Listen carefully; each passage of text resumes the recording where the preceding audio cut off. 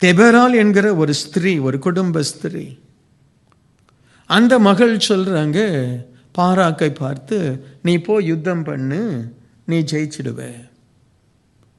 அந்த மகள் சொல்ற வார்த்தையை கேட்டு அந்த பாராக்கு எழும்பி போறான். அவன் சொல்றான், இல்லை நீங்க வந்தாதான் நான் போவேன்.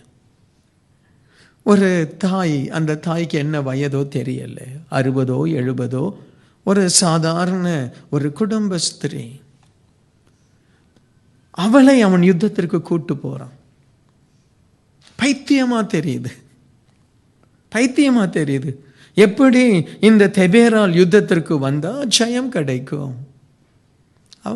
அந்த தெபேராலுக்குள்ள தேவனுடைய வார்த்தை, தேவனுடைய வார்த்தை, அதுதான் ஞானம்.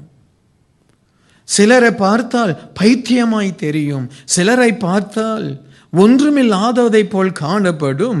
அவர்களுக்குள்ள தேவனுடைய அந்த வார்த்தை இருக்கிறது. அது இந்த உலகத்திற்கு புரியறதில்லை, இந்த உலகத்திற்கு புரியறதில்லை. எனக்கு அன்பானவர்களே, இந்த உலகத்தின் ஞானத்தை விட தேவனுடைய பைத்தியம் மேலானது என்று வேதம் சொல்லுது. அல்லேலூயா. இந்த உலகத்தில் ஞானம் இருக்கு, அறிவு இருக்கு, சிறப்பான காரியங்கள் இருக்கு.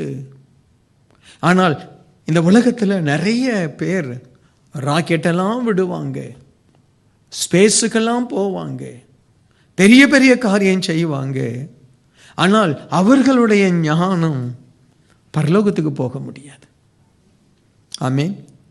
பைத்தியமாய் காணப்படுகிற சரியான ஒரு உலக ஞானம், ஒரு உலக அறிவு இல்லாமல் இயேசு எனக்காய் மரித்தார் என்று விசுவாசிக்கிற அந்த விசுவாசம் பரலோகத்துக்கு கொண்டு போகுது.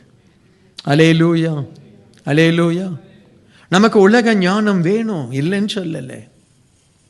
யாரும் நம்மை வார்த்தையினால, யாரும் நம்மை வேலையில், யாரும் நம்முடைய கம்யூனிகேஷனில், யாரும் நம்முடைய தோற்றத்தில் நம்மை அவமதிச்சிடக்கூடாது.